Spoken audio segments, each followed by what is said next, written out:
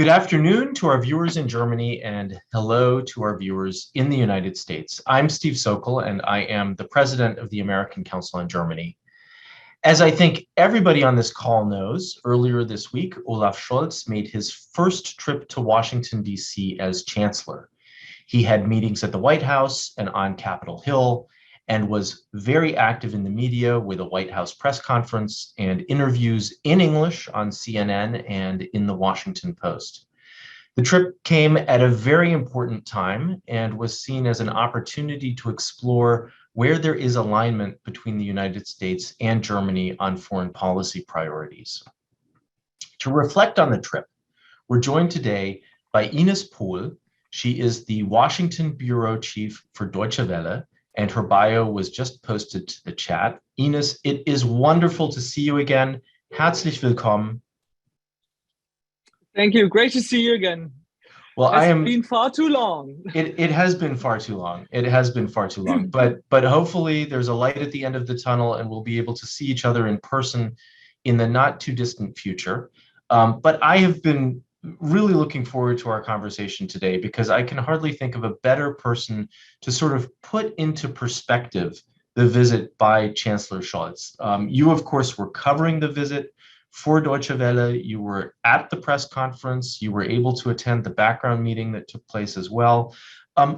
Very broadly, to start with, what was your impression of the visit, and what did you take away that we might not have been able to see through media reports? I mean, what was the dynamic between Joe Biden and Olaf Scholz? So first of all, thank you for the very kind introduction. It was fascinating to be here, as it is to be at this time and this moment of history, to be in the United States, because of the United States, but also because of the new relationship between Germany and the US, because after 16 years of Angela Merkel, this is really a new start. And I think this is the first thing we have to put into consideration. Olaf Scholz, whom I also know since many years, or whom I followed as a journalist since many years, was pretty nervous at the press conference. I don't know if this was visible via the TV screens. He was really a little bit of a red face. And I think that's understandable. I mean, this was his first really huge performance on this worldwide stage. And if you ask me for my broad impression, I think he did really well. He's not known as a charismatic politician. He's from the north of Germany. He's rather a little bit withdrawn, but he found his voice. He was even sometimes a little bit funny. He answered some questions in English. He really knew what he was talking about. He was very well prepared when we got a little bit deeper into the whole energy crisis. He knew exactly, to explain what matters, why. So I was really impressed by that. I think he performed well in that regard. But what everybody was hoping for, that he would take a clear and explicit stand when it comes to Nord Stream 2. That's something everyone was missing. And he kind of left that to Joe Biden to say, if Russia invades Ukraine, this is a no, this is the end of Nord Stream 2. And this is kind of a little bit of a dark mark on this whole overall visit. So that would be my first kind of answer to your question. Mm-hmm. And what about the dynamic between Biden and Scholz? Because obviously they've met before, but it's a new relationship, as you said. And so were you able to discern anything about just the camaraderie that might exist between the two of them? Let me jump back to presidents and Chancellor Merkel, because she has had so many presidents. I also attended a presser between President Obama and Angela Merkel. And there was really, love is far too much because there's no love involved, but there was really emotion involved. Mm-hmm. They really came along so well. You could feel that. They were like political friends. I was also in Washington when Merkel had her last press conference with Joe Biden. He was really fresh in the office then as a president. And I have to say the kind of the mood between Merkel and Biden was pretty much the same than between Olaf Scholz and Biden. It's not really warm. It wasn't really warm between Merkel and Biden. Biden seemed to be really tired. And I mean, now with Olaf Scholz, there wasn't a lot of energy in the room from his side. So yes, he said a couple of times, and very kind of believable, Germany is still one of our most important allies. And he mentioned that over and over, and he was very friendly with our Chancellor, Olaf Scholz. But there was no big heart feeling in the room. But that was not the case with Angela Merkel as well. And I think this is important to keep in mind when we kind of judge, the meeting between Biden and Scholz. Mm-hmm. I mean, obviously, the two need some time to really develop a rapport with each other and a working relationship with each other. It was interesting to hear how often Joe Biden talked about Germany being a reliable partner and underscoring that. So I do think that was important in terms of the relationship moving forward. And of course, as somebody who was in Washington during the Trump administration, the transition from Trump to Biden, of course, was met with a lot of hope on the part of Europe that the relationship would be jump-started again. And certainly, I think the tone and tenor has changed. It is a warmer atmosphere, but we are dealing with some very major crises. And I think it's obvious that the new German government is facing a pretty big stress test with the crisis with Russia over Ukraine, and that this government is also on a learning curve, as we had talked about a little bit before we went live. What struck me was that Olaf Scholz had to face some pretty tough questions, both at the press conference, some direct questions, but also with Jake Tapper on CNN. And he found a way of not addressing Nord Stream, as you said, and we'll get back to Nord Stream in just a second. But he also found a way to really talk about some of the issues that are important to him, like democracy, like peace in Europe. Do you think that he sort of presented himself well in his responses to these questions? Or do you think he came across as being somewhat evasive because he didn't always answer the question in quite the way the question was posed? Listen, he's not even 100 days in office. And the Chancellor in Germany, and this is very important for our international, for our American audience to understand, this has far less power than an American president or a French president. He's facing a lot of limitations in many ways, and especially him, because he's heading a coalition with three parties. And every party has a little bit of a different take on a different topic. So it is not as easy for him as it seems to be, or some people would wish for. If he says we march in that direction, that he would be able to decide that. I think we have to be really fair with him. And as you just said, Stephen, and I think I am very thankful for that. Yes, he is on a learning curve. And I found it actually really brave that he joined CNN. Jack Tapper is a very professional senior interviewer, and he answered, he did this interview in English. And we know how tricky some of these issues are and how easy it is. And I know that because I have to work very often not in my native language. And you know that as well, as you are also working like in 2 or 3 languages. It's so easy to just use the wrong word. And this could be played against you over.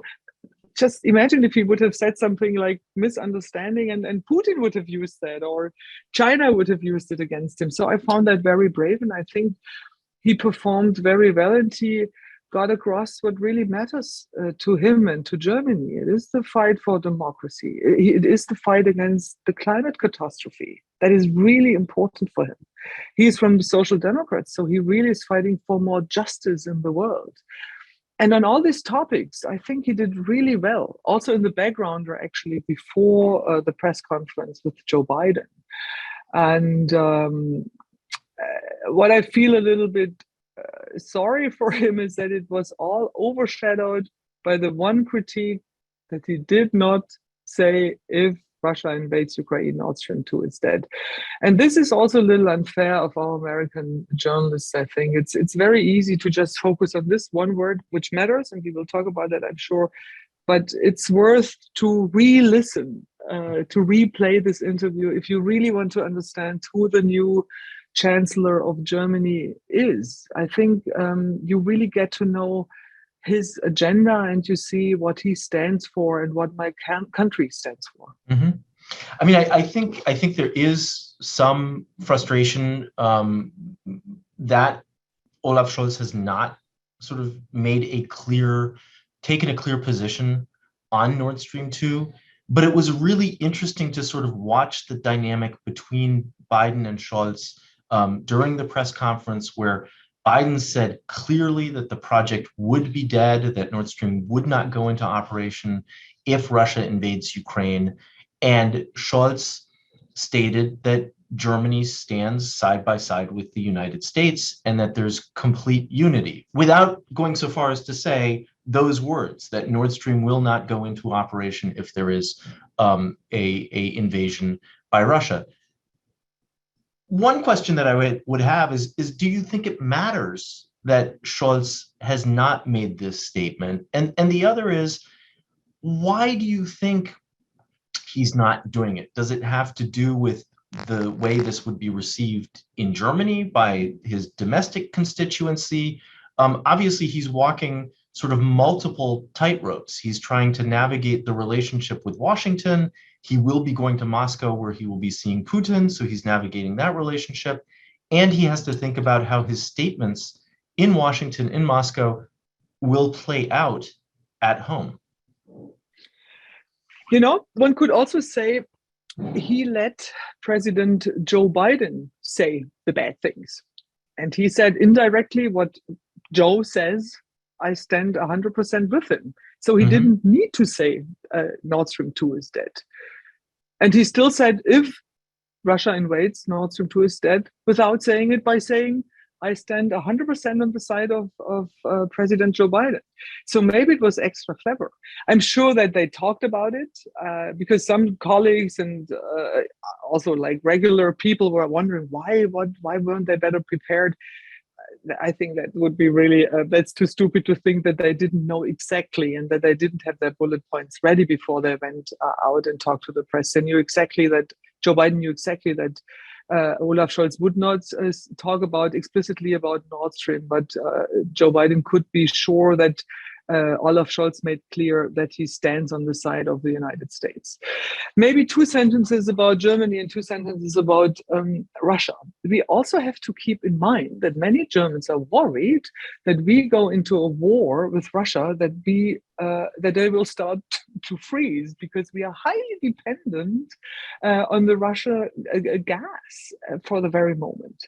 And if Putin would really close everything down, thousands, hundreds of thousands, millions of Germans could be sitting in cold living rooms. That's a very vivid fear. And that's something Olaf Scholz also has to have in mind domestically. And the other thing, and you just mentioned that, Stephen, he's on his way to Moscow. And I'm sure that he wants to keep every channel open, and that gives him some, maybe a possibility to talk with Putin in a way he wouldn't have if he would have been more explicit about Nord Stream 2. So maybe it is really high diplomacy. And we also know that Macron was at the same time in Russia meeting Putin. And I'm sure that everything was orchestrated. This is the role of Olaf Scholz here in Washington. This is the role of President Biden here in Washington. And that's the role of Macron in Ukraine, because these 3 world leaders and many others have one goal in common. They want to avoid this war between Russia, Ukraine, and then maybe the NATO or NATO partners. So I'm sure there is a lot of thinking behind that, the fact that he didn't talk explicitly about Nord Stream 2. Let me ask you a little bit about energy while we are talking about it, because I think one thing that has become clear through this current crisis is Germany's dependence on oil and gas from Russia, but also the realization that this might not be a reliable source, and that Germany needs to do much more to diversify its energy sources even though natural gas only accounts for about 15% of Germany's overall energy use. How do you think the current crisis will sort of impact the debate in Germany? One of the big issues has been creating LNG ports in northern Germany so that Germany would actually be able to accept natural gas from other places like the United States. Do you think that's something that's more likely? Do you think that that's something that could solidify this energy relationship or energy partnership between Germany and the U.S.? Yeah, that's a actually really very good question, and it's highly political within my own country because under Angela Merkel, we really forced our. Sorry, are we back here? Yes. Yes. Okay, sorry, that was like some interruption.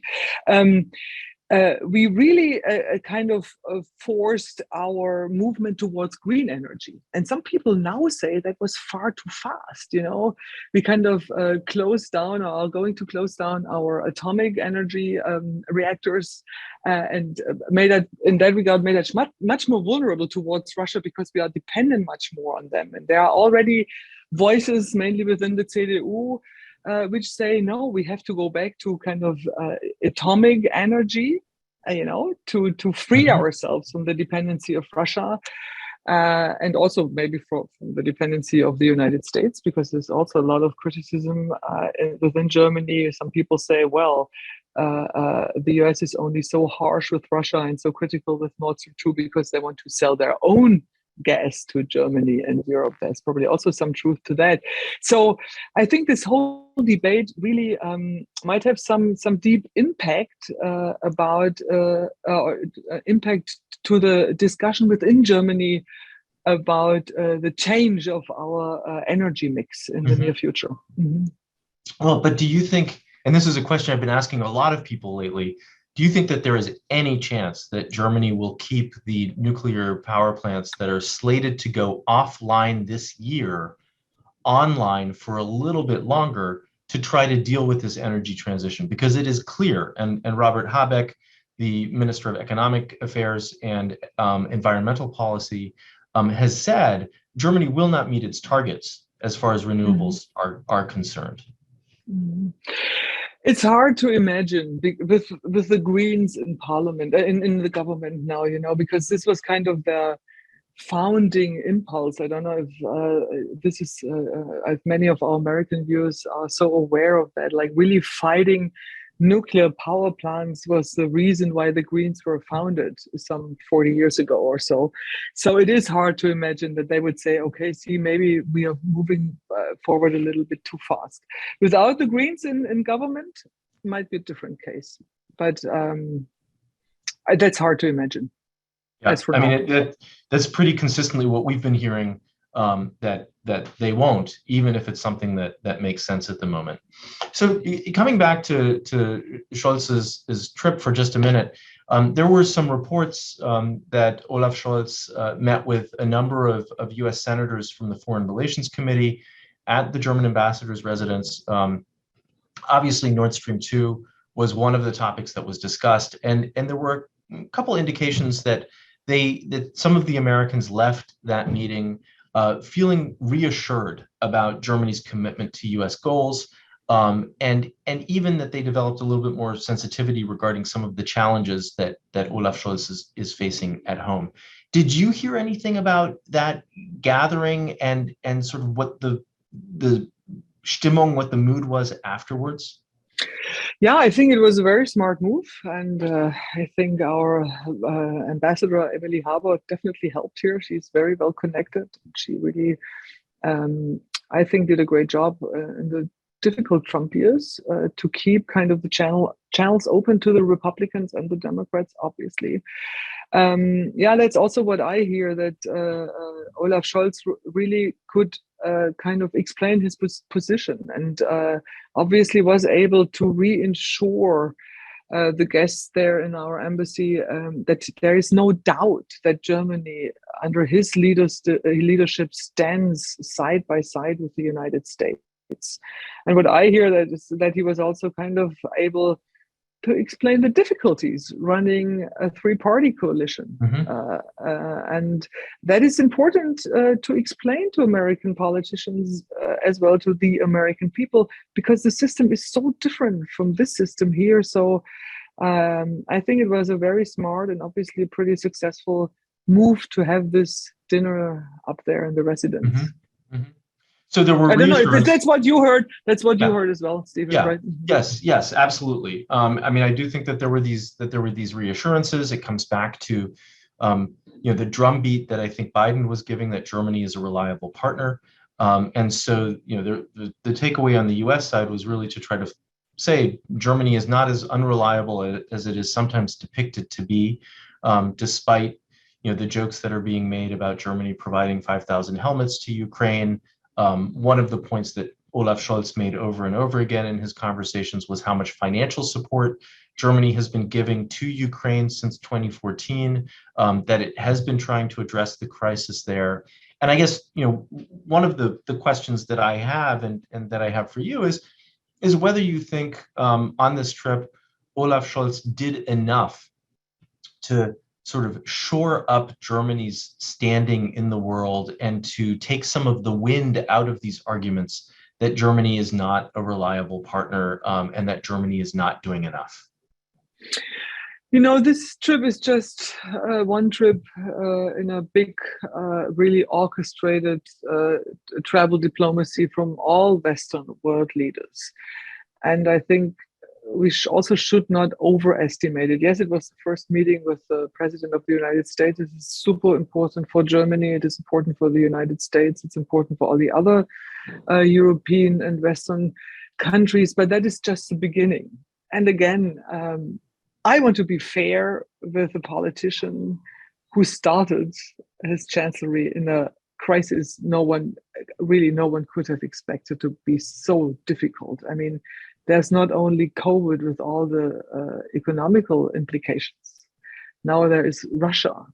There is a president here in the United States, who started with so much hope. And within his first year, we learn that he's facing tremendous difficulties. Germany has to be ready that he's losing, I'm talking about Joe Biden now, his majority in less than half a year or so in November. What does that mean for Europe? It is a truly complicated job he took over.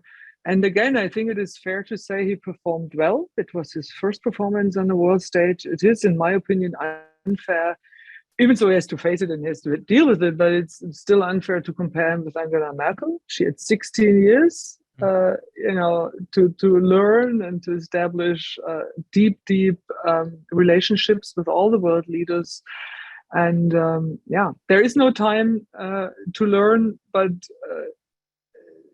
he, as you said, he's really in a really steep learn curve. And I think overall this visit was pretty successful, and now we have to see what happens the next days and weeks with him meeting Putin and all the other meetings which will take place. And one thought, I think that's also very important.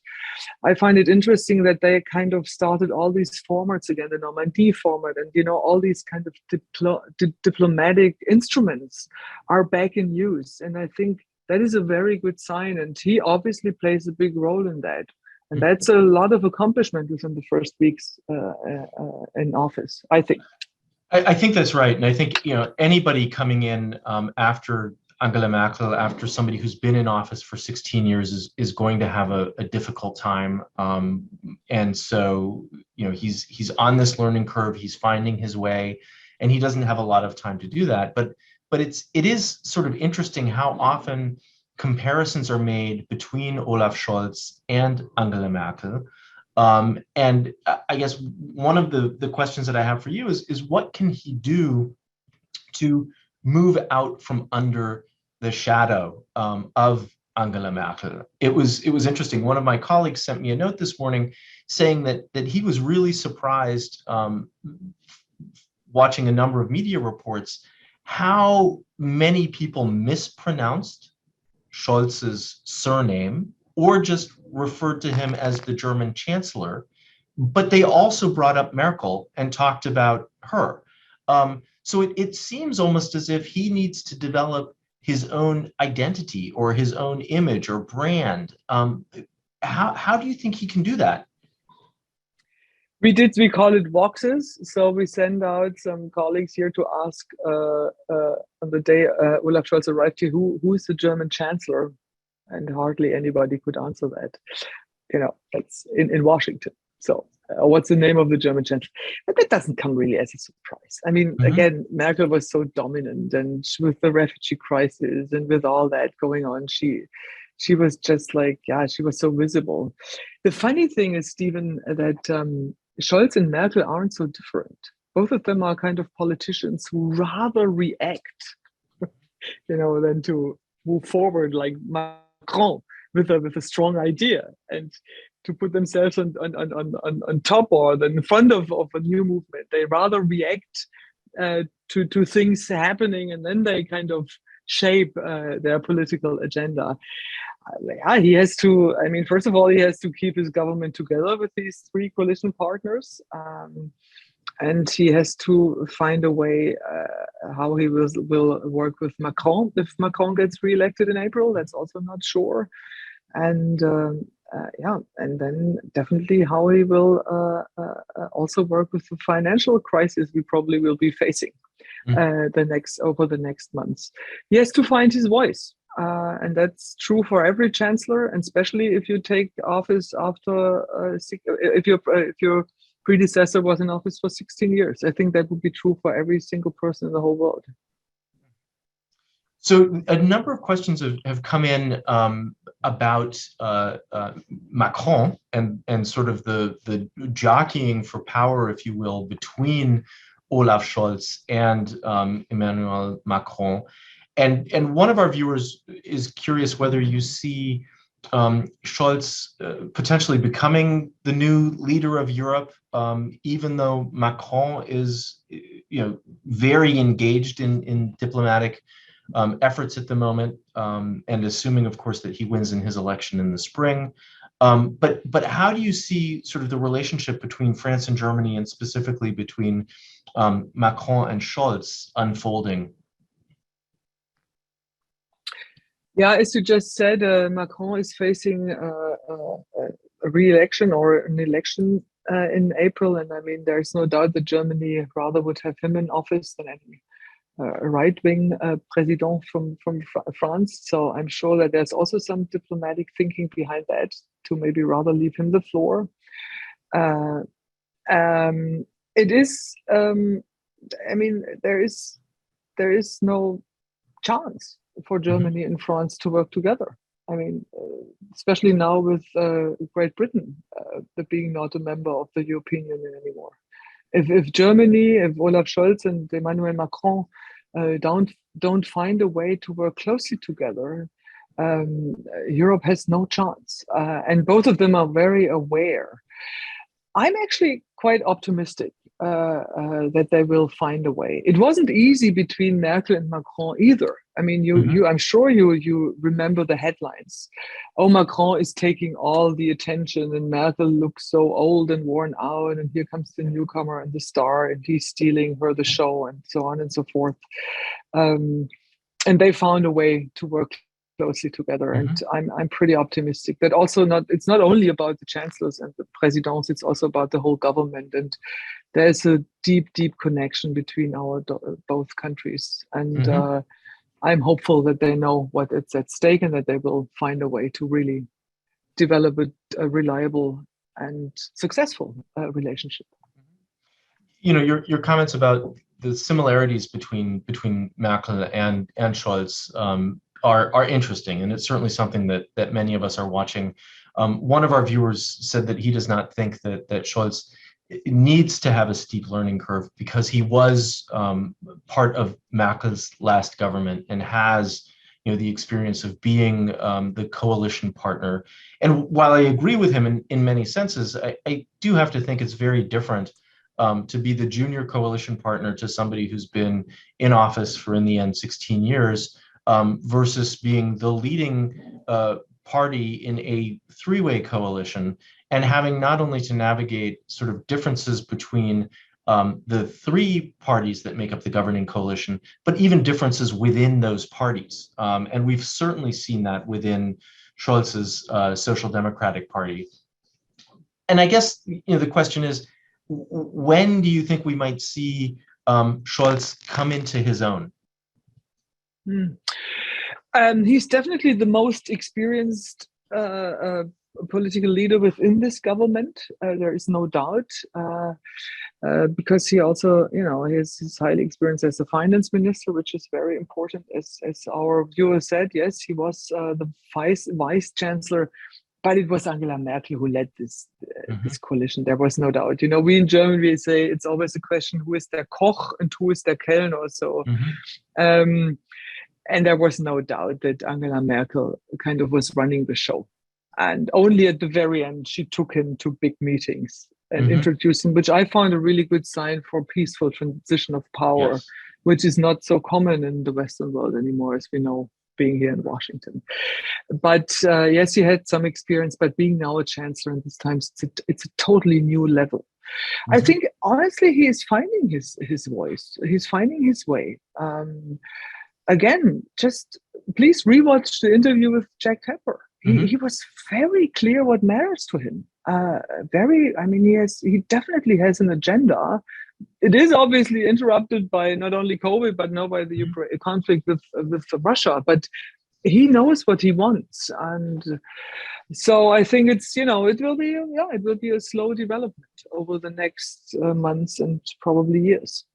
I do think that closing question from Jake Tapper about what keeps you awake at night. Scholz's response to that was really quite something in terms of what his big picture concerns are, and I think you're right. He does have a roadmap. He does have a plan, and I think he wants to use his time in office to be both the chancellor of continuity, but also the chancellor of change. And I guess particularly as a journalist, you maybe have some insights that the public does not necessarily have, because certainly I've heard stories that Olaf Scholz has been expressive on background in conversations. He's shown a sense of humor. He's shown himself to be quite personable in a way that doesn't always come across in a more stiff environment. And so I guess many people are waiting for him to just feel a little bit more comfortable in the role, and that will take a little bit of time. Yeah, and I mean, again, he's. That probably sounds like a stereotype, but he's from the north of Germany. He's from the city of Hamburg, and they're kind of known to be a little bit stiff. He's not from Texas, he's not like George W. Bush. Hey, buddy, howdy. And he never will be, and that's not the way he is in Backgrounders. Sure, he feels a little safer in Backgrounders, but if you would be on the world stage, and especially now with social media, every single kind of funny look you have on your face, or if you make a funny movement, or it could be played against you, that probably doesn't make you feel easier, or makes it easier for you to be just like a little bit more relaxed. And I never see him like to become this howdy, if you can say that, a politician. That's not his style. But yeah, sure, he is. And especially for those journalists or for those people who know him since many years, he's more open because he can trust them. But she's probably well advised to be careful. Ines, since you're talking about Olaf Scholz on the world stage, one of our viewers submits the following question. Do you think that the German public appreciates the emphasis that Olaf Scholz is making on international diplomacy? It was really interesting. Before he came to the United States, he was under a lot of pressure within Germany because many people complained that he's not really visible enough. They wanted kind of more of a strong hand, a more visible leader. So he had to go on German television right before he jumped into the plane to fly over to kind of talk about his own domestic agenda as well. I think it's always great for Germans to see their chancellor playing a role on the international stage. gives us the feeling that we still do matter, or we do matter. So I'm sure that was good for him. But then there is also our new foreign minister, Annalena Baerbock. She's very present. She's traveling the world. She's very successful also within Germany. Germans like her fresh approach. So I see a little bit of a competition there between the two of them when it comes to domestic how would you say that if it comes to the question whom like the Germans like more? So I'm here in Washington, so I might be a little bit far away, but my impression from being far away is that right now the Germans are pretty proud and surprised how well Annalena Baerbock is doing, and they're still a little undecided whether they like the style of Olaf Scholz and whether he's really the right person to fill the footprints of Angela Merkel. Well, I'm happy that you brought up Annalena Baerbock again, because I did want to ask you a little bit about her, since she has been in Washington since taking on her new role, and so you've been able to cover her trip as well. You've been able to watch her shuttle diplomacy, traveling to Moscow, doing fairly well against the seasoned Russian Foreign Minister Sergei Lavrov.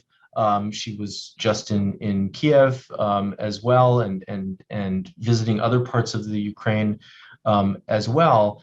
And so, I guess as a longtime observer of Germany, it's not surprising that the foreign minister has a higher popularity than the chancellor or the finance minister or even the economics minister, because the foreign minister is always in the press and always sort of present, but doesn't necessarily influence the lives of your average person the way that some of these other politicians can. So it doesn't really surprise me that Annalena Baerbock is more popular than Olaf Scholz at the moment, particularly since I think some of the expectations of her role as foreign minister were low, and her performance has been better than expected by many people. As she has come to Washington, and as you've sort of followed her sort of path and her activities as she comes up to speed, what's sort of your sense about how she's doing and how she's received by others? Yeah, she has also really a very steep learning curve. I think I mean, there was a lot of doubts, as you just said, Stephen. She might be far too young, far too unexperienced, especially in this crisis, in this world. I mean, there are crises everywhere, and people in Germany, and I think also outside Germany, were pretty surprised how tough she stands, how tough she performs with, as you just said, these really experienced, seasoned world leaders. And it is also difficult for her because of her own party. The Green Party was not only against nuclear reactors, that's not only their kind of founding spirit, there were also really, really anti-military actions.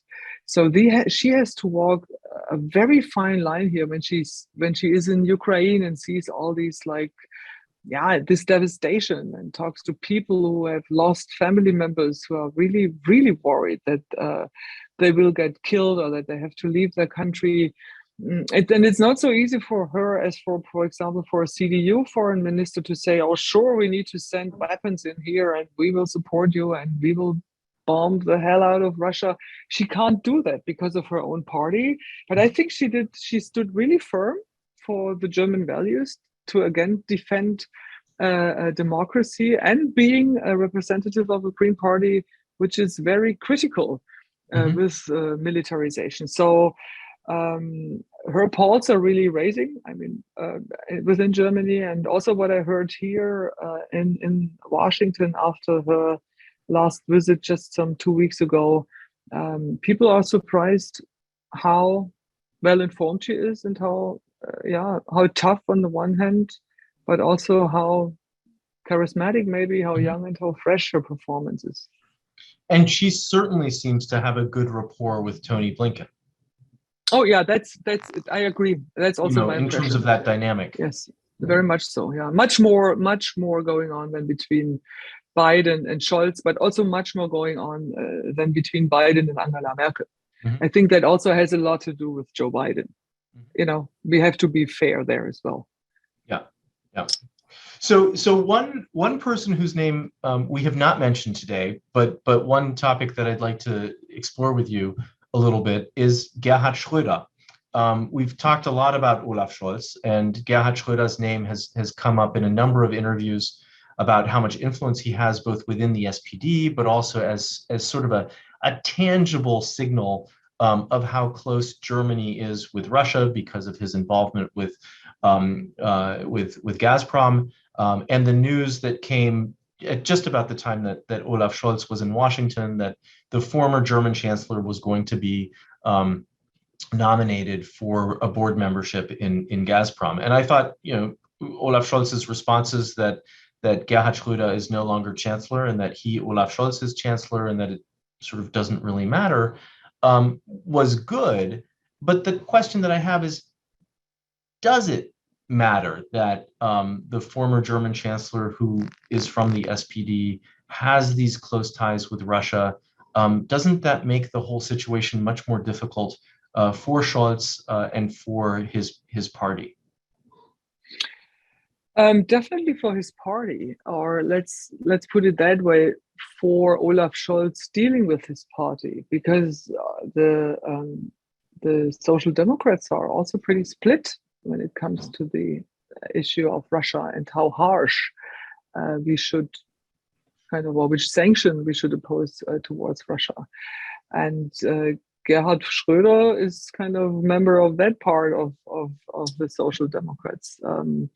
But there are also many Social Democrats who really wrote on Twitter and other outlets, I feel ashamed that a party member, a former chancellor, is not only joining a board, but announcing that in this very moment of history. It's really, what does that say? What kind of respect is he really paying towards the new SPD chancellor? He's a complicated personality. He was always really close with Putin. He adopted two Russian children, and Putin helped him with that. He was actually he started this whole Nord Stream project. Everybody else inherited it, also Angela Merkel. He was the predecessor of Angela Merkel, for those who don't know that. It's definitely not helpful. But on the other hand, it's so many years ago. When also, I think there are other politicians in this country, and I'm talking about the United States and other countries, who have just left office and go then to big boards. That for me is much more problematic from a democratic standpoint. But it is definitely not helpful for the reputation of Germany when it comes to Russia and Vladimir Putin.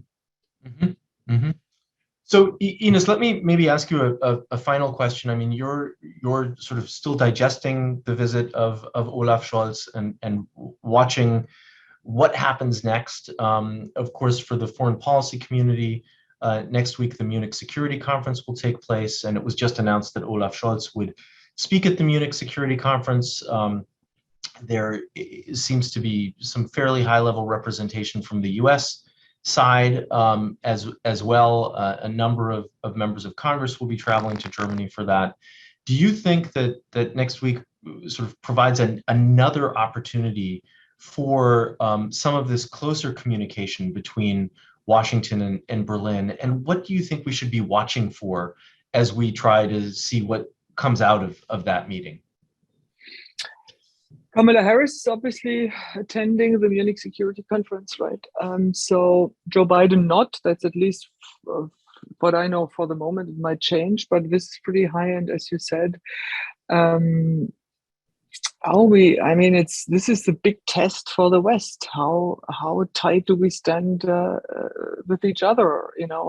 How deeply is really our commitment to defend our values?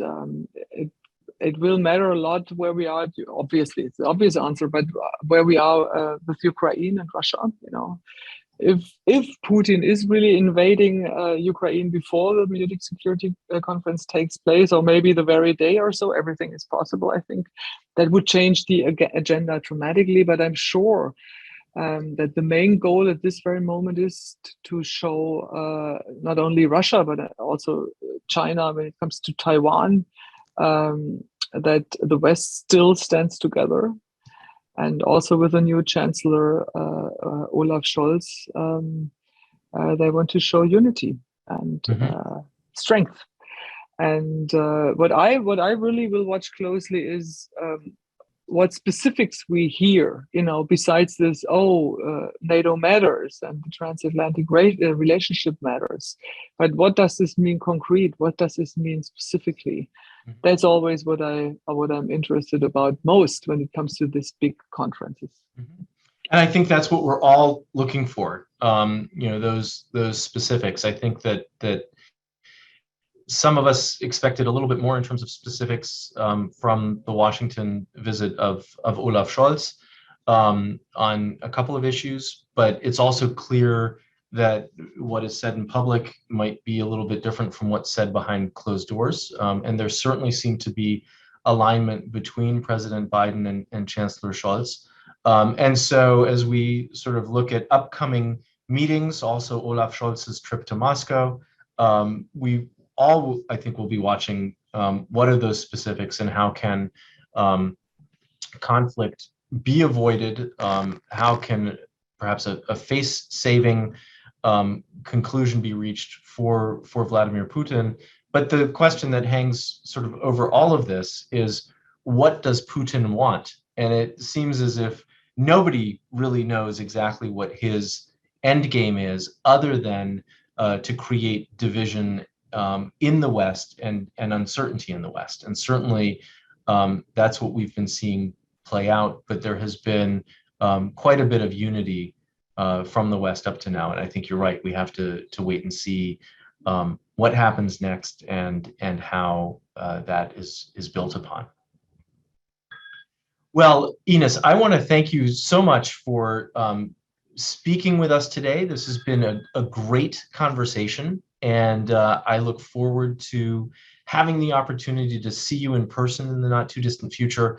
And if that fails, having you back again for another discussion. Thank you, Stephen, and also to all our viewers for the interest. These are most definitely super exciting and unfortunately very dangerous times as well. So let's keep the channel open. Yes. Well, stay safe and bis zum nächsten Mal. Ja, auf Wiedersehen. Tschüss.